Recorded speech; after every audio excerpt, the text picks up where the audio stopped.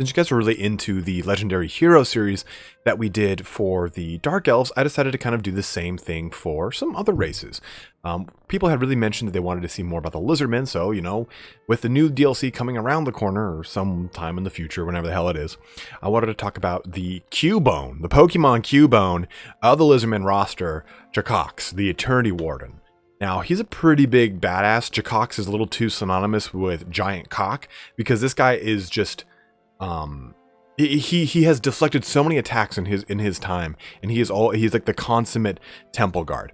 So we're going to read a little bit about his lore blurb, and we're going to go into some of the facts about his end times, which are they're very few. There's only one little kind of factoid about it, but it just kind of reinforced this very intimidating, very scary kind of temple guard hero character. So Chakax, the Eternity Warden. Very few Saurus Temple Guard will ever prove worthy enough to protect a Slann Mage Priest at his most vulnerable moments, when he meditates in his Eternity Chamber. Those few Saurus Temple Guard who earn such honors are given the sacred rank of Eternity Warden. In the Temple City of Zlan-Hauptek, it is Chakax who bears the title and responsibility of Eternity Warden. The stalwart Temple Guard has defended the Mage Priests of the City of Mists in their seclusion and in battle for millennia. Only the most powerful of the Slann are allowed to contemplate from Zlan-Hauptek's secluded Eternity Chamber, and when they retire to its tranquil composure, it is Chakax alone who is entrusted to watch over them. He has been known to maintain his vigil for many centuries at a time. Chakax is the eldest of the ancient city's Temple Guard. He has never yielded in his task, and has butchered whole regiments of foes that have dared attempt to kill his charges. Each sweep of his heavy Starstone Mace leaves a trail of devastation in its wake. As the last line of defense between an assassin's blade and the mage priest he is charged with defending, Chakax's skill as a bodyguard are commensurate with his age. Not a single Slann under his special protection has died to an enemy blow, and he has become expert at discerning the most covert of threats and then flattening them with a mighty two-handed swing. So, as a special or legendary hero for the Lizardmen, I think that Chakax could offer a lot, right? We kind of hear about his almost anti-clandestine manner in this kind of closing blurb. We hear a little bit about his ability to kind of stand alone against whole units. And if I think about this as some sort of campaign mechanic, I would look at this as something along the lines of, you know, a prevention towards hero actions. Like, okay, hey, this is a minus to your hero success chance when you're attacking units that either Chakax is embedded in, or maybe regions that Chakax is in as well. Like in Total War Warhammer 2, you no longer have to activate heroes to get their passive ability. It's always kind of there when they're present in a region. So for Chakax, I think it would be just kind of like that. He can either give a smaller overall reduction in hero success, let's just say a blanket number like 10%, to anyone doing any hero actions in that region, or if you embed him, it gets increased to maybe a minus 20%. And this kind of will play into a little bit on how his special rules work and his magic items work, because one in specific, the Helm of the Prime Guardian, which we'll go into, I think plays pretty well into this kind of anti-clandestine, kind of negating deep strikes and vanguard deployments that I really want to kind of go into a little bit more in just a second. But Chakax during the end times kind of has this pretty cool moment. During the end times, the Skaven pretty much beset every single temple city and do what they can to wipe out the entirety of the Lizardmen. They do a really good job of knocking out Talia, Stalia, End. I mean, the Skaven are really the Deus Ex Machina of the end times, which is kind of frustrating in a lot of ways. Anything that's like doesn't seem like it is quickly wrapped up by the end of the book, the Skaven either assassinate or just kill everyone with fucking plague. So there is kind of a bit of a cringe to that, but some of the stuff that goes down in Lustria is pretty cool. And one of the moments is when the Skaven attack Zlan-Hauptek, you know, the city of the mists that is shrouded in mists, and they're kind of led through this the mists of this great city by I guess you could call them like optics of a particular a warlock engineer, Rekit actually, and they get through the city and they actually get to fight the Lizardmen, and the Lizardmen actually, it's remarked in the book that the Lizardmen have never had as small of a force to defend Zlan-Hauptek than it does during the end times. So it's this kind of very, very evident moment, right? This is the decline of a great civilization, and they are at the absolute kind of spread thin to their absolute max, especially during the end times. And we'll go into this with our Lizardmen end times video. But as the Skaven kind of rampage their way through the city, they beset themselves upon the very same chamber we were just hearing about, right? They get into the Eternity Chamber, and they go to kill a Slann Mage Priest. But who is there? Chakax. And Chakax squares off against a team of Black Claw assassins, and these are kind of like they're gutter runners. They're not Skaven assassins in a title, even though gutter runners are kind of like low-key assassins. So they square off against him, and they kill them, or I'm sorry, Chakax kills them to a man. In fact, he takes a poisoned warpstone dagger to the chest and just shrugs it off. Because remember, as any variation of Saurus, and Temple Guard are a variation of Saurus, get older, they actually become more keen and better, more predatorial senses. They become better at combat. Their instinctive ability to command and wage war becomes a lot better as they age. So these older Saurus, such as Krakar, Chakax, are very terrifying. And we see in some of the cinematics for Total War Warhammer, these Slann Mage Priests just sitting in these large temple rooms, and the Temple Guard just kind of motionless, almost like statues just waiting there. And that's kind of the motif that all the Temple Guard have, are these kind of ever vigilant, ever watchful defenders of the Slann Mages, especially when they're in their meditative trances. And Chakax, being so badass, is he can be a sole defender of one Slann Mage Priest. He's that strong. He's that kind of aware of what's going on, and his ability to kind of sniff out any kind of clandestine situation. So he has two abilities here. One is called Eternity Warden, in which case he has to issue challenges, can never refuse a challenge, and when he's fighting in a challenge, he can re-roll all failed rolls to hit. And so I kind of struggle with this one. Like, how would this really kind of make a translation? We've seen challenges, quote unquote, kind of made a translation with Wulfric the Wanderer, where it's a massive debuff to a target's armor and their ability to run away, so he can just pretty much get up there and club them. So Eternity Warden and Chakax being more defensive, I thought of this kind of as an ability wherein you could use it and maybe it would infer a small physical resistance buff. Like, okay, my Slann Mage Priest is getting focused. I can use Chakax to pinpoint him, use a buff on him, and just divert some of the damage away from him. I mean, we don't have any kind of reactive abilities or stuff that channels damage into a target, like a paladin who can jump in front of stuff and defend.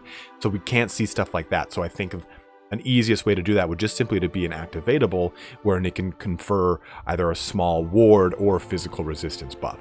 Now this does play off of the other ability, Ultimate Bodyguard, which ultimately it just grants Unbreakable. And maybe that can be Chakax's thing, is he has a Grombrandal level ability where he can just trigger Unbreakable across the entire faction, or I'm sorry, the entire battleground at one point for a certain amount of time. I thought about that. That could play pretty well with Ultimate Bodyguard. Or if he actually has the Guardian passive ability, which gives a physical resistance buff in a radius, he just has maybe a more souped up version of it. Or maybe he doesn't. Maybe he just has a normal version of it. A normal version of it, wherein he does give that small physical resistance buff. And I think that'd be pretty cool. It does play into this very Warden-esque character. Now, there's 3 magic items that Chakax has, but before we jump into them, I think I want to talk about how could you acquire Chakax. Now, you know that we start in Zamhaupek, or not Zamhaupek, I'm so sorry about that, Hexawaddle for our big boy, Mazda Money. So he's the closest to getting Chakax from the start. And maybe that's what you have to do. You just simply have to capture Zamhaupek to get access to Chakax. And Mixu's Lord mod actually does that. As soon as you capture Zamhaupek, or if you start with it, Hualpek, you get access to Chakax and you can recruit him. So that I think is a pretty cool, easy way to just do it. Make it something like that. But I kind of started to think of these special characters and how they kind of play into the fluff or the character, or just what makes a certain faction a certain faction.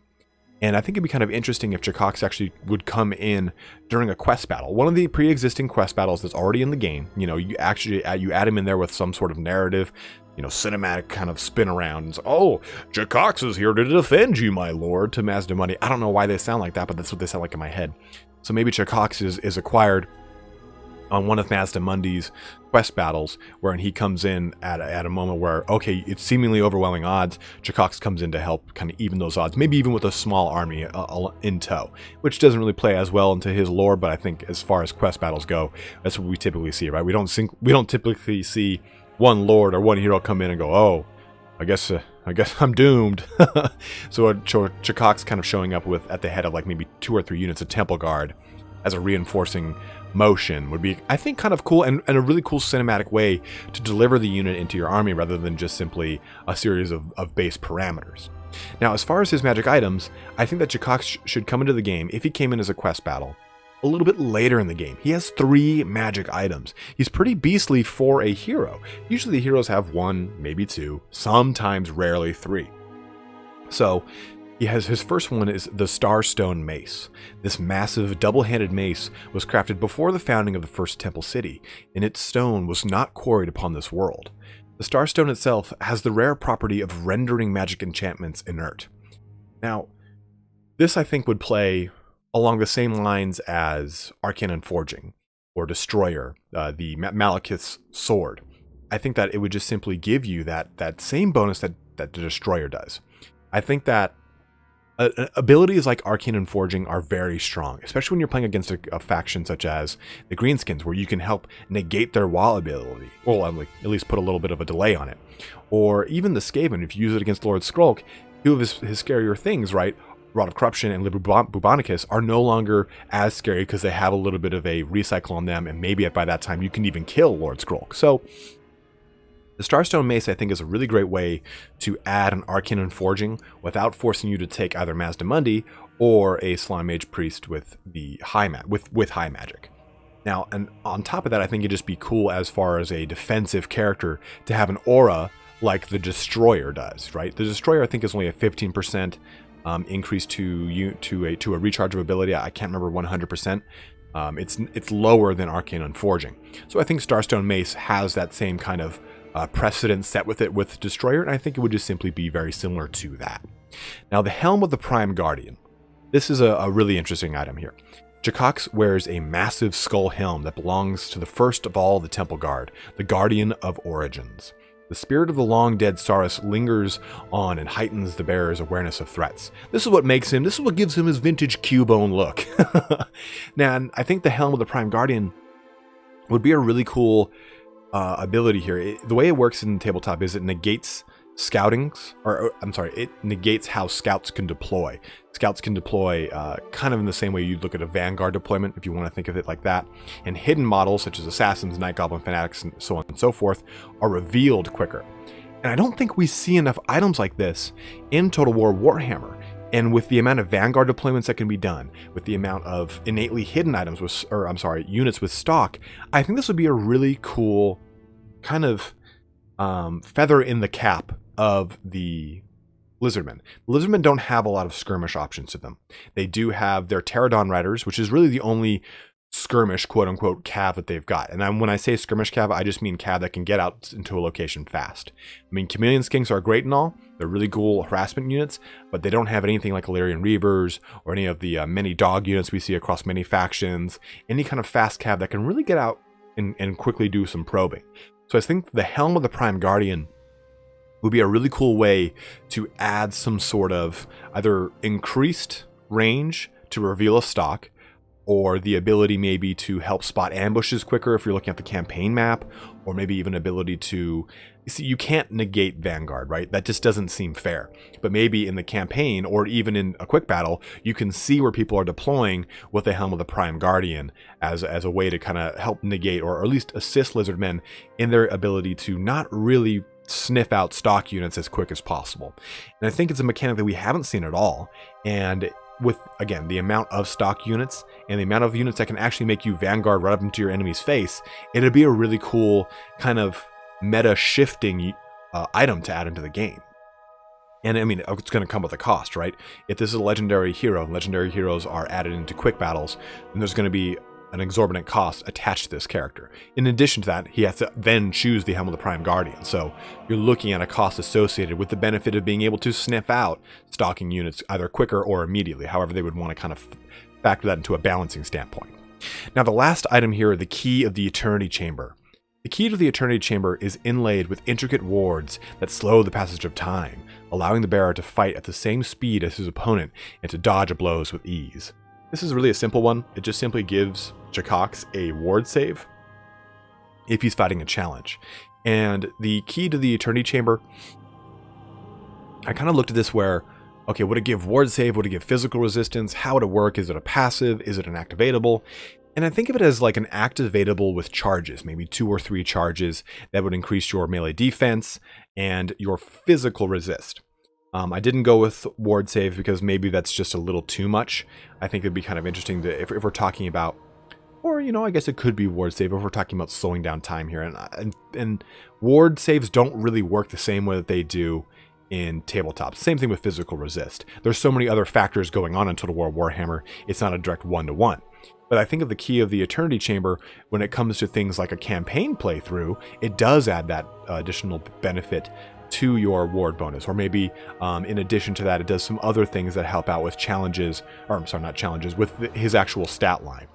I think a lot of the cool things about the magic items for any of the legendary heroes that we talk about is that they have to have a lot of campaign-heavy connotations, right? These have to be narrative characters that are added into the game. You don't just start with some souped-up, badass, fucking big dick temple guard because it's a cool thing. You have to kind of earn this. And when you do earn it, you are kind of given some equal part reward to that, right? And I think that these magic items being a certain thing that can help you in your army, right?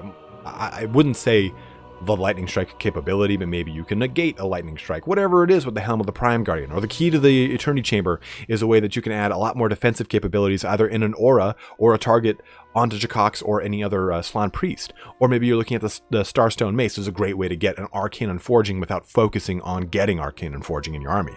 If you think about it, Arcane Unforging is the end of high magic as far as the line of spells go. And when I'm thinking about Mazda Mundi, I don't focus on the blue line. I'm sorry, I do focus on the blue line.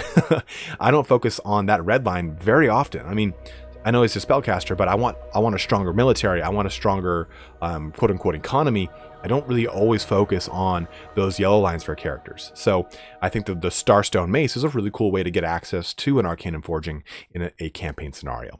But I hope you guys enjoyed this video here today. We do have some other heroes we can go into in this roster, and I think we actually went into Teto Echo, who would be more of a character. Tic-Tac-Toe we've talked about before, but we haven't gone into Oxwaddle, who is a not a Slan Mage Priest. He is a, what the hell's those things called? The crazy ass fucking eyes, a Chameleon Skink.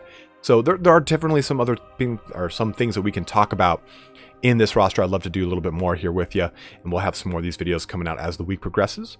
Do check in on Wednesday. We will be doing, that's tomorrow, we'll be doing our first stream of the new league, the Warpstone Cup League. It'll be starting at 11 a.m. Pacific Standard Time, and we will be kicking off a 4-week league tournament, in which case we'll be doing one every week on Wednesday at 11 a.m. We'll have the same kind of scenario as Turin's Ever Challenger, in which case we'll be doing 4 opponents. They'll all kind of play against each other. Whoever wins that will then play in the finals at the culmination of those 4 weeks. So it might be on the 5th week, it might be on the 6th, however those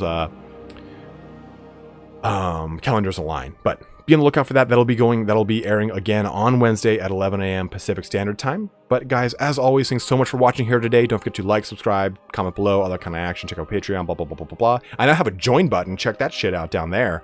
It's right to the bottom left. I'm going to be doing some special stuff with that, so be on the lookout for that. But as always, guys, again, just thanks for watching. Have a good one, and take care.